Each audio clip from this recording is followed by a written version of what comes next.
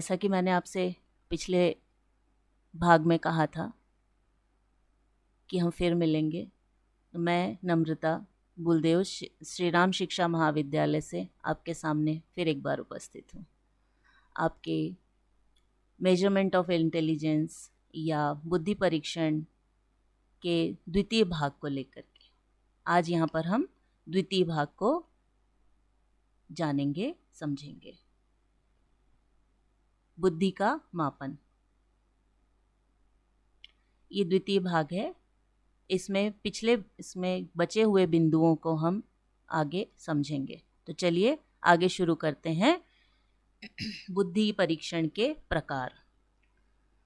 बुद्धि परीक्षण, आप ये तो जानते हैं कि बुद्धि पर काम बहुत लंबे समय से किया गया और इस पर जो परीक्षण किए गए वो परीक्षण इसकी हर योग्यता को सीखा जो विद्यार्थी या बालक सीखता है या व्यक्ति सीखता है या जो जितनी भी योग्यताओं का वो उपयोग करता है, उन सबको जांचना परखना बहुत ज़रूरी होता है और इसको परखने के लिए ही बुद्धि परीक्षण किए जाते हैं। लेकिन ये बुद्धि परीक्षण, हम उसके कुछ प्रकारों के बारे में जानना हमारे लिए बहुत ज़रूरी होता है, या वो किस तरीके से किए जाते हैं। तो ये जो बुद्धि के परीक्षण होते हैं, इसको हम कुछ वर्गीकृत करके, कुछ भागों में वर्गीकृत करके हम समझते हैं, तो हमें समझने में ज़्यादा आसानी होती है। तो इसका पहला है प्रशासन या क्रियान्वयन के आधार पे। जब हम इसका प्रशासन करते हैं या किसी पर प्रशासित करते हैं, किसी व्यक्ति पर या किसी बालक पर अगर हम इसको प्रशासित करते हैं, तो ये प्रशासन के आधार पर हम इसको दो प्रकार से प्रशासित करते हैं, जिसमें एक होता है वैयक्तिक बुद्धि परीक्षण और दूसरा है सामूहिक बुद्धि परीक्षण। अब वैयक्तिक बुद्धि परीक्षण क्या होता है? वैयक्तिक बुद्धि परीक्षण जिसमें एक इंडिविजुअल पर या एक व्यक्ति पर जो परीक्षण किया जाएगा वह वैयक्तिक बुद्धि परीक्षण कहलाएगा।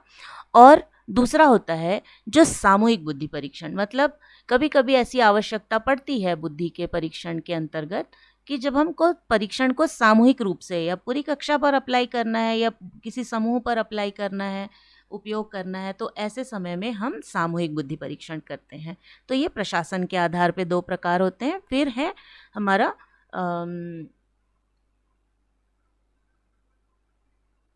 दूसरा जो वर्गीकरण हम करते हैं, ये वर्गीकरण हमारा होता है पदों या प्रश्नों के आधार पे। जो बुद्धि परीक्षण है वह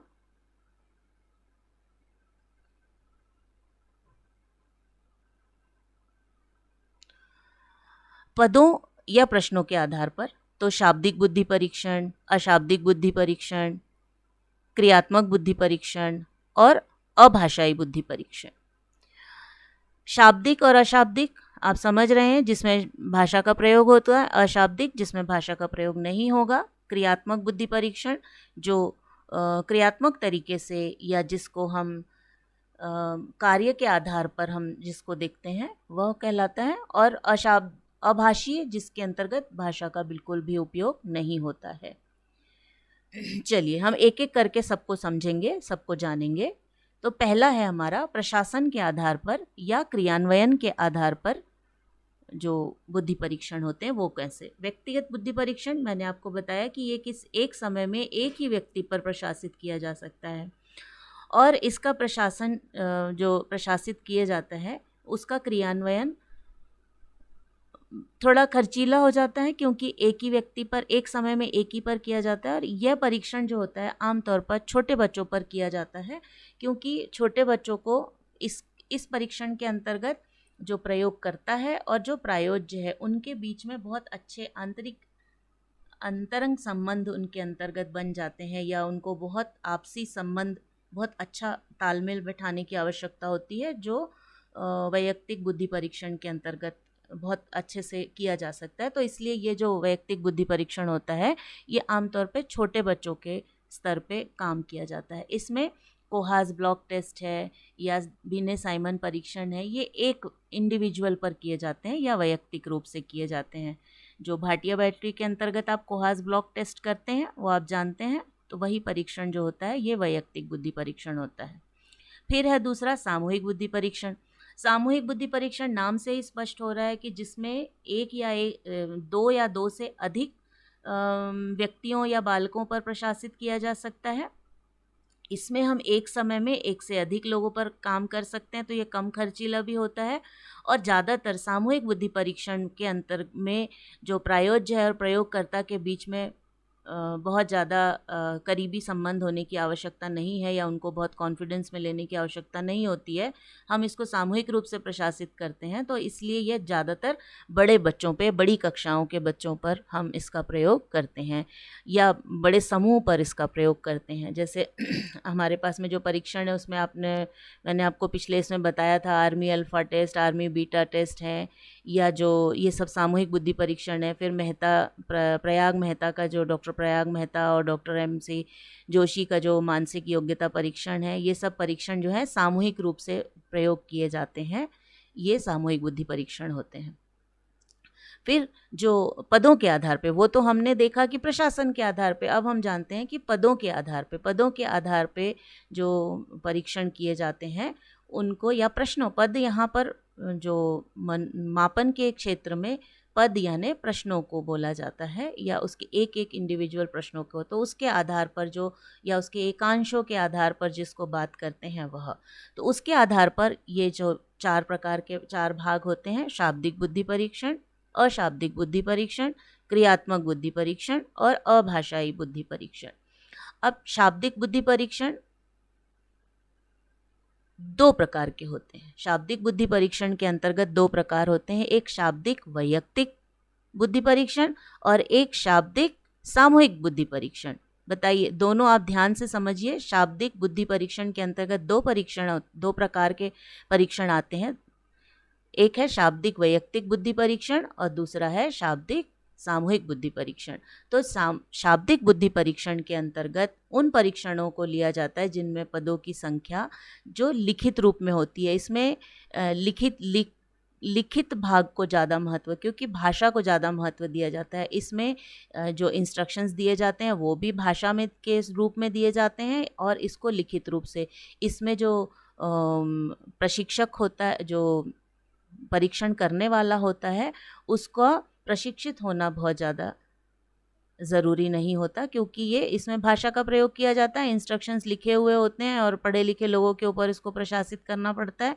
तो इसमें बहुत ज़्यादा उसकी टेक्निकलिटी की ज़रूरत नहीं, मैनुअल के आधार पे किया जा सकता है। तो इस प्रकार के परीक्षण जो होते हैं वो बहुत इसका उपयोग बहुत किया जाता है, लेकिन इसमें भाषा का प्रयोग किया जाता है। यह केवल एक ही व्यक्ति, ये जो है वैयक्तिक है, शाब्दिक वैयक्तिक परीक्षण की अगर हम बात करें तो ये, इसमें भाषा का प्रयोग किया जाएगा, आमने सामने बैठकर लिखा पढ़ा होना आवश्यक होता है इसके अंतर्गत। तो इसमें व्यक्ति जो है, सामने वाला व्यक्ति पढ़ा लिखा होगा, और उसका जो मापन करने के लिए हम बुद्धि का मापन जो करते हैं वो एक समय में केवल एक पर ही प्रशासित कर पाते हैं, वह शाब्दिक वैयक्तिक बुद्धि परीक्षण होता है। अब दूसरा जो होता है, दूसरा प्रकार शाब्दिक सामूहिक बुद्धि परीक्षण। इस प्रकार का जो परीक्षण होता है ये समूह पर किया जाता है, लेकिन इसमें शब्दों का प्रयोग या भाषा का प्रयोग किया जाता है। इसके अंतर्गत जो है पद जो है वो शब्द, वाक्य या संख्या के रूप में हो सकते हैं, और ये सामूहिक रूप से प्रशासित किया जाता है। तो इसमें सामूहिक रूप से प्रशासित इस बुद्धि परीक्षण में हमको किसी बहुत ज़्यादा प्रशिक्षण की या बहुत ज़्यादा उसकी आवश्यकता नहीं पड़ती है। इसमें हम सामूहिक रूप से इसका प्रयोग कर सकते हैं, या एक से अधिक बच्चों के ऊपर इसका प्रयोग कर सकते हैं। क्रियान्वयन और निर्देशन दोनों जो है, इसका शब्दों का प्रयोग इसमें किया ही जाता है। इसे एक समूह या 2 या 2 से अधिक व्यक्तियों पर एक समय में प्रशासित किया जा सकता है। इसीलिए ये इसको भी कम खर्चीला माना जाता है, क्योंकि ये बहुत सारे लोगों पर एक साथ एक समय में किया जा सकता है। चूँकि इसमें पढ़ा लिखा होना ज़रूरी है और इसमें भाषा का प्रयोग होता है, शब्दों का प्रयोग होता है, इसीलिए इस परीक्षण को पेपर पेंसिल बुद्धि परीक्षण भी कहा जाता है। ये कॉम्पिटिटिव एग्ज़ाम में अक्सर इस तरीके के वो पूछ लिया जाता है। तो इसी परीक्षण को शाब्दिक सामूहिक बुद्धि परीक्षण जो होता है, इसे ही पेपर पेंसिल बुद्धि परीक्षण कहा जाता है। इसमें आर्मी अल्फ़ा टेस्ट होता है, ध्यान से देखिएगा। SS जलोटा का आर्मी बीटा टेस्ट नहीं होता, आर्मी अल्फ़ा टेस्ट इसके अंतर्गत आता है। ये कॉम्पिटिटिव के हिसाब से बता रही हूँ कि उसमें पूछा जाता है। अब देखिए दूसरा जो प्रकार है, हमने पढ़ा कि पहला था शाब्दिक। शाब्दिक के अंतर्गत वो 2 प्रकार थे, शाब्दिक व्यक्तिगत और शाब्दिक सामूहिक। अब ये दूसरा भाग है अशाब्दिक बुद्धि परीक्षण। अशाब्दिक बुद्धि परीक्षण, अशाब्दिक से नाम से ही समझ में आ रहा है कि इसमें जो भाषा का प्रयोग है इसमें अशाब्दिक रूप से होता है। जो प्रश्नों का चयन होता है या प्रश्नों की जो रचना, श्रृंखला की रचना होती है वह अशाब्दिक रूप से होती है। मतलब चित्रों के माध्यम से चित्रों को जोड़कर पूरा करो, या अधूरे चित्रों को बनाओ, या उसका नमूना देख करके दूसरे के साथ मिलान करो। इस तरीके के प्रश्न जिसमें अशाब्दिक, अभाषा का प्रयोग किया जाए, भाषा का प्रयोग नहीं किया जाता। और इसमें इसका निर्देशन, प्रशासन आदि में भाषा का उपयोग होता है। ये जो अशाब्दिक परीक्षण होता है इसमें हम भाषा के द्वारा एक्सप्लेन करते हैं या समझा सकते हैं, लेकिन हम इसके परीक्षण के अंतर्गत किसी भी प्रकार की भाषा लिखित प्रश्नों का प्रयोग हम नहीं करते हैं। उसकी बजाय हम चित्रों का या प्रतीकों का हम प्रयोग इसके अंतर्गत, चिन्हों का प्रयोग इसके अंतर्गत करते हैं। अशाब्दिक बुद्धि परीक्षण के अंतर्गत रेवेन प्रोग्रेसिव मैट्रिक्स का नाम आता है। ये जो रेवेन, ये आप याद रखिएगा कि रेवेन प्रोग्रेसिव मैट्रिक्स जो है वो अशाब्दिक बुद्धि परीक्षण के अंतर्गत ये बहुत प्रचलित है और इसका प्रयोग किया जाता है। ये छोटे बच्चों पर या कम बुद्धि वाले बच्चों पर आसानी से किया जा सकता है, क्योंकि ये चित्रों के द्वारा, ये ज़्यादातर मंदबुद्धि बच्चों पर भी इसका प्रयोग किया जाता है, या कम पढ़े लिखे व्यक्ति या कम पढ़े लिखे बच्चे जो होते हैं, या जो बच्चे नहीं पढ़ पाते हैं, मंदबुद्धि होते हैं, उन पर इसका उपयोग ज़्यादा किया जाता है अशाब्दिक बुद्धि परीक्षण का। और इस परीक्षण में जो प्रशिक्षित होना आवश्यक है, क्योंकि यह जो परीक्षण है इसमें ऑब्जर्वेशन भी बहुत मायने रखता है, और इसमें जो करवाया जाता है उसके लिए जो परीक्षण करता होता है उसका प्रशिक्षित होना बहुत आवश्यक है। अगला है क्रियात्मक बुद्धि परीक्षण। क्रियात्मक बुद्धि परीक्षण मतलब परफॉर्मेंस इंटेलिजेंस टेस्ट, परफॉर्मेंस जो उनको करके दिखाना होता है। तो इसे बताने के लिए फ्रोमेन का मैंने एक डेफिनेशन डाला है, परिभाषा डाली है, उसके अनुसार आप देख सकते हैं कि क्रियात्मक बुद्धि परीक्षण वह होता है जिसमें भाषा का प्रयोग निर्देश देने को में भी हो सकता है, या चित्राभिनय तथा हाव भाव के द्वारा भी। क्योंकि क्रियात्मक काम किया जाता है तो इसमें इंस्ट्रक्शन देने के लिए भाषा का प्रयोग तो किया जाता है, लेकिन इसमें चित्रों के द्वारा भी और अभिव्यक्ति के द्वारा या कुछ करके, क्रियात्मक रूप से करके दिखाने के लिए उनको कहा जाता है। इस तरीके से इसका प्रशासन किया जाता है। और कभी कभी जैसे मूक बधिर बच्चे हैं, तो मूक बधिर बच्चों के सामने हम भाषा का प्रयोग नहीं करेंगे, उनसे भी हम क्रियात्मक बुद्धि परीक्षण उन पर अप्लाई करते हैं। तो उस समय में हम हाव भाव के द्वारा उनके सामने अभिव्यक्ति करेंगे, या चित्र दिखा करके फिर उनको वैसा करने के लिए हाव भाव के द्वारा उनको समझाएंगे। और कभी कभी हमको इसमें भाषा का भी उपयोग करना पड़ता है। तो पार्शियली जो लोग हैंडीकैप्ड होते हैं या पार्शियली जो उनको आवश्यकता होती है, तो वहाँ जहाँ आवश्यकता होती है वहाँ भाषा का उपयोग हम कर सकते हैं। बहुधा भाषा का प्रयोग इसके अंतर्गत नहीं किया जाता, क्योंकि परफॉर्मेंस करवानी होती है तो उनको पेंटिंग का काम दे दो, या चित्र बनाने के लिए चित्रपूर्ति का काम, इस तरीके के काम हम उनको दे सकते हैं। देखिए, परीक्षार्थी को कुछ वस्तुओं में जोड़ तोड़ करने की आकृति बनाई, उनको जो ब्लॉक्स आपने देखा होगा, ब्लॉक्स जोड़ करके एक चित्र को पूरा करने के लिए, या अलग अलग आकार के ब्लॉक्स को फैला दिया जाता है और उनको जोड़ने के लिए बोला जाता है। क्रिएटिव वर्क हो जाता है, काम करने के लिए दिया जाता है। आपने देखा होगा छोटे बच्चों के लिए भी, जब छोटे बच्चों को जब उनको सिखाया जाता है तो उनके लिए हम ब्लॉक्स लेकर आते हैं, ब्लॉक्स जोड़ते हैं। तो वो सब परीक्षण जो होते हैं क्रियात्मक बुद्धि परीक्षण में भी उसी तरीके की, लेकिन उनको जिस समझ को हमको परखना होता है उस पर आधारित चित्रों को जोड़ तोड़ करने के लिए दिया जाता है। और उसमें हम ये देखते हैं कि वो जोड़ तोड़ कितने समय में, इसमें समय का और त्रुटियों का महत्व दिया जाता है कि वो कितना समय लेते हैं, उनको कितना, उसके अनुसार हम उनकी बुद्धि का आकलन करते हैं कि वो कितना समय ले रहे हैं, या कितनी गलती, कितने बार गलती कर रहे हैं, या किस तरीके की गलती कर रहे हैं, उसके आधार पर हम उनका अनुमान लगाते हैं। तो ये होता है क्रियात्मक बुद्धि परीक्षण। अब पदों और प्रश्नों में भाषा का प्रयोग बिल्कुल नहीं किया जाता। जो इसके अंतर्गत जो कार्य दिए, टास्क दिए जाते हैं, या उनको चित्रों के माध्यम से उनको समझाया जाता है, एक एक कार्य करने, क्रियात्मक रूप उनका हमको निकालना रहता है। तो उस कंडीशन में हम कभी भी किसी भी प्रश्नों का प्रयोग या उनके पदों में किसी भी प्रकार से भाषा का प्रयोग हम नहीं करते। हाँ, उनको समझाने के लिए हम हाव भाव और भाषा का प्रयोग करते हैं। जहाँ आवश्यकता होती है। क्रियात्मक बुद्धि परीक्षण और अशाब्दिक बुद्धि परीक्षण में थोड़ा सा अंतर पाया जाता है। ये जान लेना बहुत ज़रूरी होता है, क्योंकि अभी आपने पढ़ा कि भाषा का प्रयोग अशाब्दिक में भी नहीं करते हैं और क्रियात्मक बुद्धि में भी नहीं करते हैं।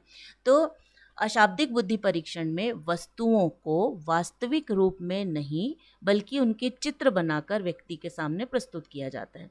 अशाब्दिक बुद्धि परीक्षण में हम भाषा का प्रयोग नहीं करते हैं, लेकिन हम उनके सामने जो भी वस्तु जो होती है उसका चित्र या उसका हम उसके समान दिखने वाला या उसका समान रूप हम उसके सामने प्रस्तुत करते हैं, परीक्षक के प्रायोज्य के सामने प्रस्तुत करते हैं।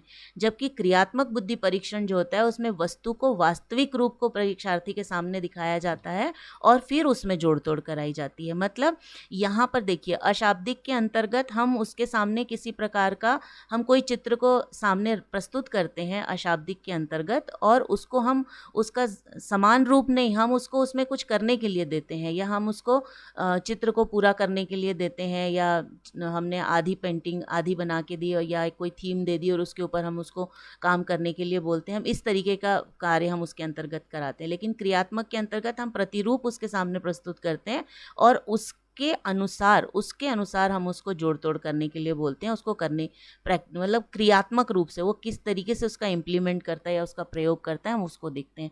तो इसमें शाब्दिक में, अशाब्दिक बुद्धि परीक्षण में और क्रियात्मक बुद्धि परीक्षण में अंतर होता है।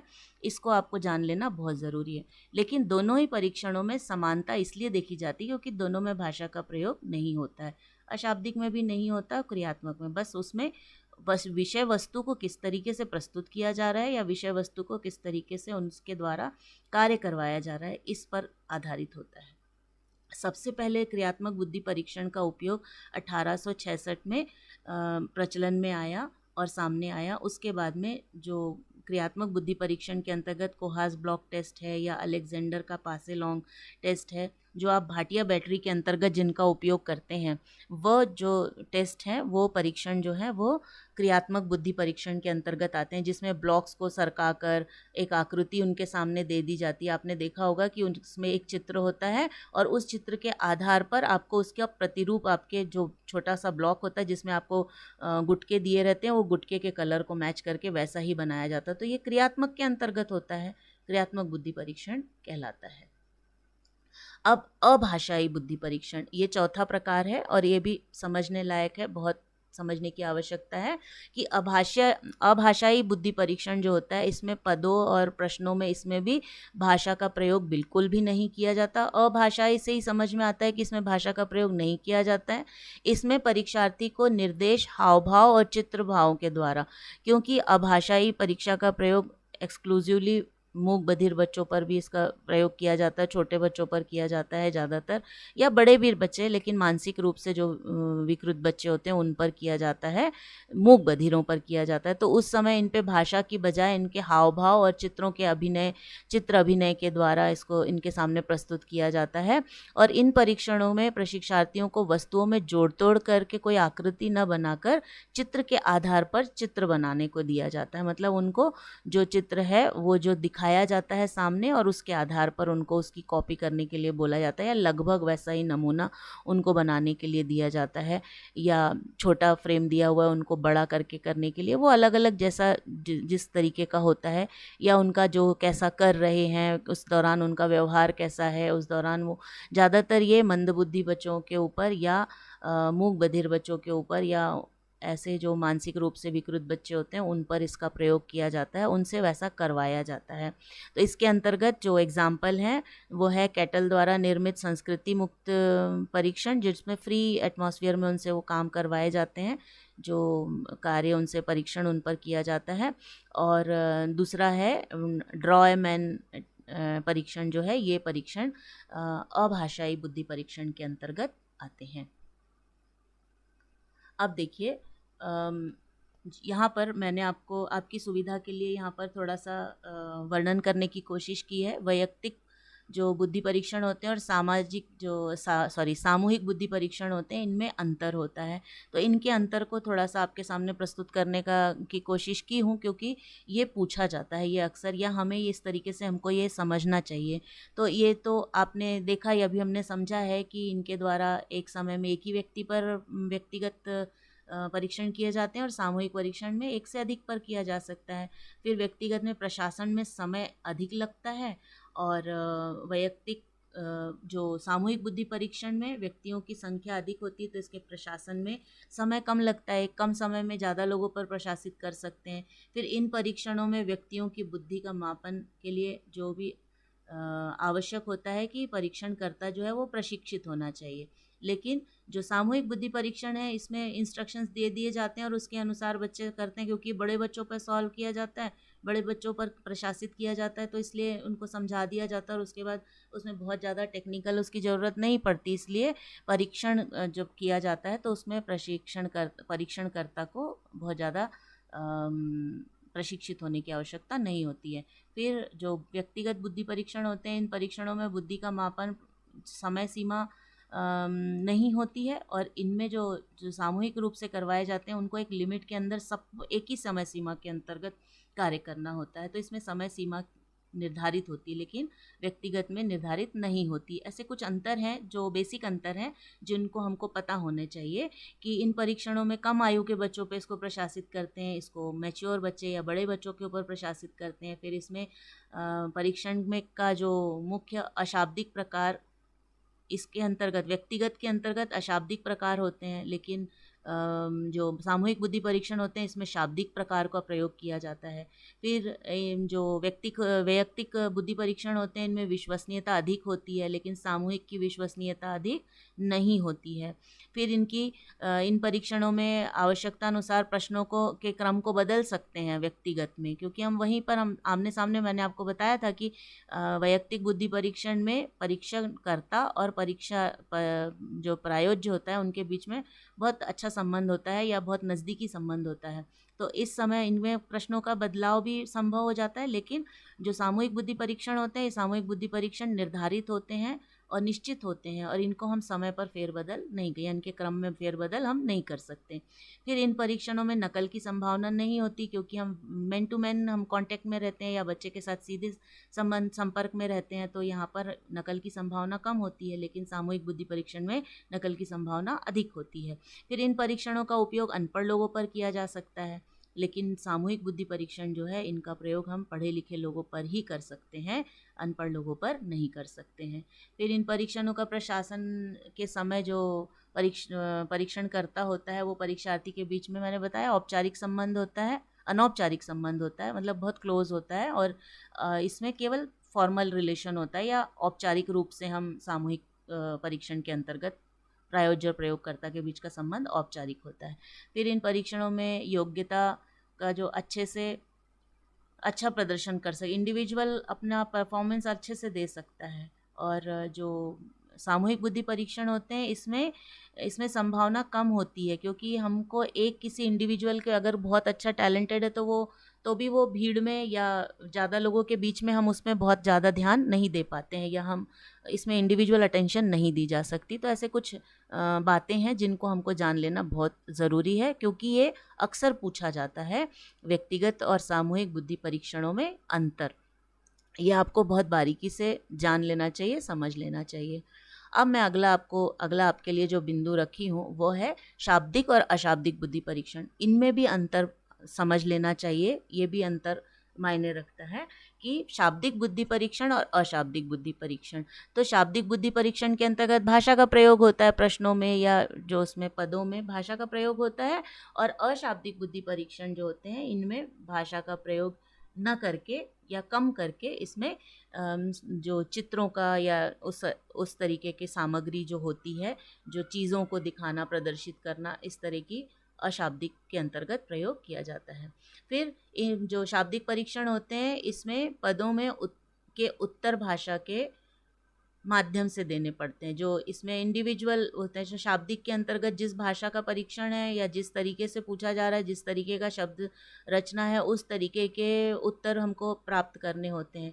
लेकिन अशाब्दिक बुद्धि परीक्षण में किसी प्रकार के किसी चित्र को पूर्ण करने के लिए या किसी चीज़ को छांटने के लिए या बहुत सारी आकृतियों में से कुछ एक विशिष्ट आकृति को पहचानने के लिए, तो इसमें हमको किसी प्रकार के निर्धारित उसकी आवश्यकता नहीं पड़ती है। वो अशाब्दिक में उसकी आवश्यकता नहीं होती है। फिर जो अशाब्दिक बुद्धि परीक्षण जो होते हैं, इसका मापन कम, इसमें कम व्यय लगता है, क्योंकि इसमें कम खर्चा, इसमें साधन की ज़्यादा ज़रूरत नहीं होती। शाब्दिक में प्रश्नावली के द्वारा हो जाता है। लेकिन अशाब्दिक बुद्धि परीक्षण जो होते हैं ये ज़्यादा व्यय वाले, क्योंकि इसमें वस्तुओं को, चित्रों को प्रदर्शित करना, उनके ऊपर प्रशासित करने में भी वक्त लगता है या समय भी ज़्यादा लगता है, और चीज़ों की साधन संसाधन ज़्यादा जुटाने पड़ते हैं। इसलिए अभाषी अशाब्दिक परीक्षण जो होते हैं ये थोड़े खर्चीले होते हैं, इसमें व्यय ज़्यादा होता है। फिर जो शाब्दिक बुद्धि परीक्षण होते हैं इनमें भाषा का उपयोग जो होता है, इसलिए इसमें पढ़े लिखे होना बहुत ज़रूरी होता है। परीक्षण को करते हैं तो जिस पर किया जाता है उसका भी पढ़ा लिखा होना ज़रूरी होता है, जो प्रशासित करता है उसका भी पढ़ा लिखा होना ज़रूरी होता है। लेकिन अशाब्दिक के अंतर्गत पढ़ा लिखा होना परीक्षार्थी को ज़रूरी नहीं होता है। वो अनपढ़ लोगों पर भी या कम पढ़े लिखे लोगों पर भी प्रशासित आसानी से किया जा सकता है। फिर जो अशाब्दिक बुद्धि परीक्षण होता है, इसमें परिणाम परीक्षार्थी की सांस्कृतिक पृष्ठभूमि से प्रभावित होता है। हाँ, शाब्दिक बुद्धि परीक्षण जिस जिस क्षेत्र में होता है उस क्षेत्र के अनुसार हमको परीक्षण बनाना पड़ता है, उसका प्रयोग करना पड़ता है। लेकिन जो अशाब्दिक बुद्धि परीक्षण होता है इसमें सांस्कृतिक पृष्ठभूमि का अप्रभावित रहता है। मतलब इसमें हम उनको दे सकते हैं। अब हम अगर अशाब्दिक परीक्षण अगर हम प्रस्तुत कर रहे हैं तो वो उसमें किसी भाषा का उपयोग नहीं होता, तो वो हम चाहे पंजाब में भी उस परीक्षण को कर सकते हैं, या तमिलनाडु में भी हम उसका प्रयोग कर सकते हैं, या महाराष्ट्र में भी कर सकते हैं, गुजरात में भी कर सकते हैं, क्योंकि उसमें तो सामग्री के आधार पे या चित्रों के आधार पे या विषय वस्तु के आधार पे, उस वस्तुओं के आधार पे हम उनका परीक्षण करते हैं। तो ऐसे इसमें हमारे सामने इसका किसी प्रकार से कोई प्रभाव इस पर नहीं पड़ता। अशाब्दिक बुद्धि परीक्षण कहीं भी किया जा सकता है, किसी पर भी। लेकिन शाब्दिक बुद्धि परीक्षण में वहाँ की संस्कृति, वहाँ का माहौल, भाषा, उसका प्रभाव बहुत अधिक पड़ता है। फिर मंद बुद्धि या गूंगे बहरे व्यक्तियों पर जो शाब्दिक बुद्धि परीक्षण है उसका उपयोग हम नहीं कर सकते, लेकिन अशाब्दिक बुद्धि परीक्षण इन पर किया जा सकता है। ये कुछ अंतर हैं, ये अंतर आपके लिए समझना बहुत ज़रूरी है मेरे हिसाब से, इसलिए मैंने इसको यहाँ पर जोड़ा है। आप लोग इसको पॉज करके नोट भी कर सकते हैं। चलिए अब हम जानते हैं बुद्धि परीक्षणों का उपयोग। ये बुद्धि परीक्षण जो हम करते हैं, चाहे हम किसी भी प्रकार का से करें उसको, या किसी पर भी, चाहे व्यक्तिगत रूप से करें या सामूहिक रूप से करें, लेकिन इसका उपयोग हम कहाँ करते हैं? तो शिक्षा के क्षेत्र में हम इसका उपयोग करते हैं। इसके अलावा समाज में भी हम कई क्षेत्रों में बुद्धि परीक्षणों का उपयोग करते हैं। तो इसमें वैयक्तिक भिन्नताओं के अध्ययन में जब हमको किस बच्चों के इंडिविजुअल एक के अंतर होता है, हर एक के व्यक्तिगत भिन्नता पाई जाती है, हर एक व्यक्ति अपने से दूसरे से अलग होता है, तो ये वैयक्तिक भिन्नता को जानने के लिए हमको बुद्धि परीक्षण की आवश्यकता पड़ती है। मंद बुद्धि बालकों का पता लगाने के लिए जब हमको बुद्धि के स्तर को देखना होता है, या हमारी कक्षा में अगर बच्चे कैसे हैं, या किसी समाज में अगर कोई परिवार अगर अपने बच्चों का बुद्धि का परीक्षण कराना चाहता है, अगर उसमें कोई भी कमी है वो देखता है तो उस पर परीक्षण करवा सकता है काउंसलर के पास जा कर के, या विद्यालयों में अपने बच्चों की बुद्धि का एनालिसिस करने के लिए कभी कभी ऐसी समस्या आ जाती है, तो उनको परखने के लिए, जानने के लिए, बच्चों की बुद्धि के स्तर को जानने के लिए या मंद बुद्धि बच्चों का पता लगाने के लिए हम बुद्धि परीक्षण का उपयोग करते हैं।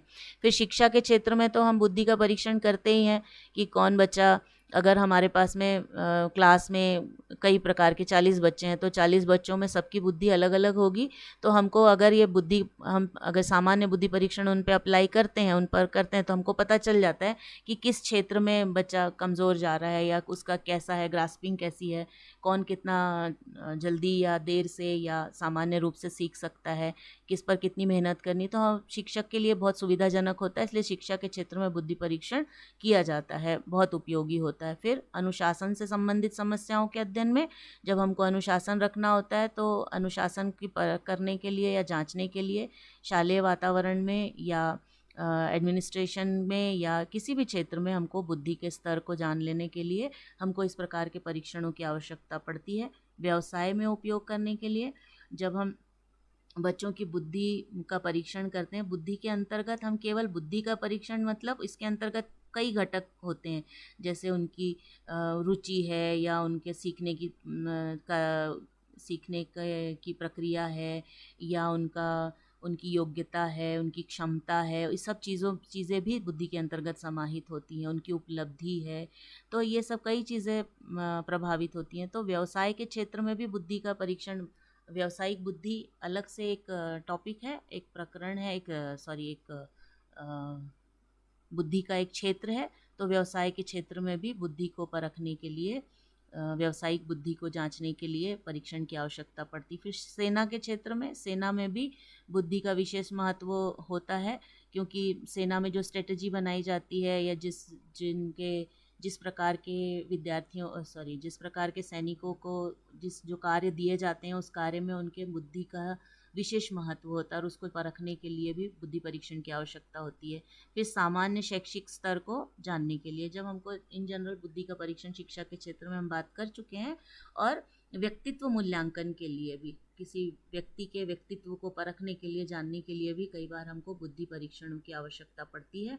उसका भी एक भाग होता है, व्यक्तित्व का एक भाग होती है बुद्धि, बहुत महत्वपूर्ण भाग होता है और इसमें भी उसका उपयोग किया जाता है। तो ये हुए बुद्धि के परीक्षणों के उपयोग। यहाँ अब हम जो बुद्धि के अंतर्गत इंटेलिजेंस टेस्ट करते हैं या आईक्यू टेस्ट करते हैं, तो वो आईक्यू टेस्ट के अंतर्गत कैसे निकालते हैं वो मैं आपको बताना चाहती हूँ। बुद्धि लब्धि निकाली जाती है किसी की, तो बुद्धि लब्धि निकालने के लिए यहाँ पर एक फॉर्मूला दिया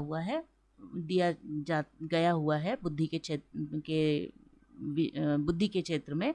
तो इसमें मेजरिंग इंटेलिजेंस, जब हमको इंटेलिजेंस को मेजर करना होता है तो उसके लिए फॉर्मूला है IQ equals to mental age divided by chronological age into 100। मतलब मानसिक बुद्धि, मेंटल एज मानसिक बुद्धि, और उसको डिवाइड किया जाता है, उसको विभाजित किया जाता है, उसको भिन्न के रूप में उसको प्रस्तुत किया जाता है। तो क्रोनोलॉजिकल एज जो होती है उससे उसको डिवाइड किया जाता है और उसमें इंटू 100 किया जाता है। यहाँ पे मैंने एक एग्जांपल लिया है, उदाहरण दिया है कि यदि एक बालक की मानसिक आयु जो है, उसकी मेंटल एज जो है वो 12 ईयर्स है, 12 साल, और वास्तविक आयु जो है उसकी 10 साल है। देखिए, मानसिक आयु मतलब कौन सी आयु और वास्तविक आयु मतलब कौन सी। वास्तविक आयु वह आयु जितने साल का वो बच्चा है, और मानसिक आयु वह आयु होती है जितना उसका मेंटल जो उसने उस पर जब हम उसका मानसिक स्तर कितना आया। जैसे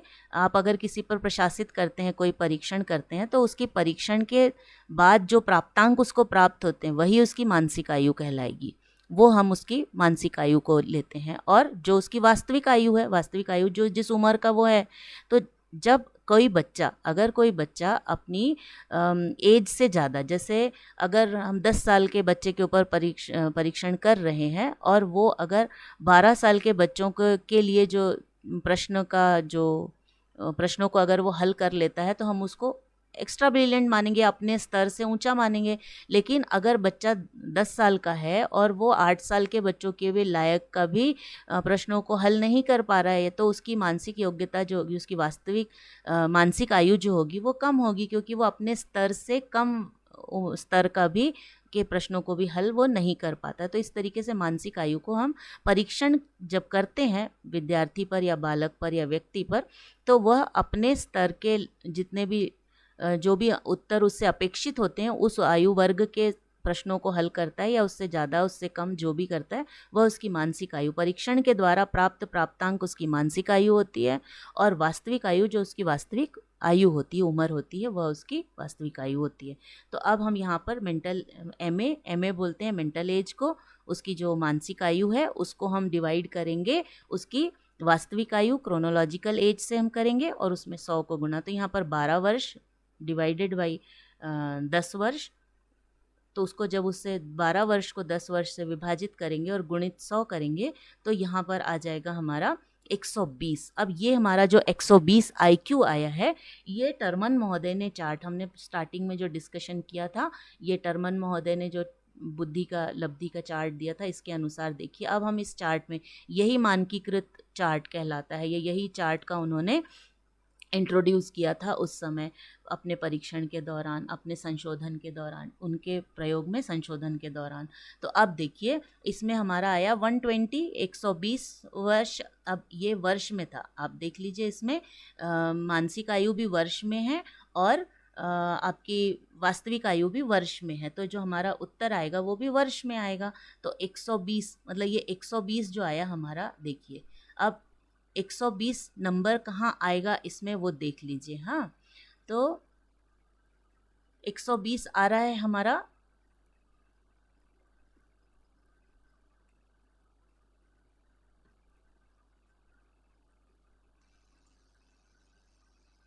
ये देखिए 120 आ रहा है हमारा, ये 120 से लेकर के 139 के अंतर्गत, 120 से 139 के अंतर्गत।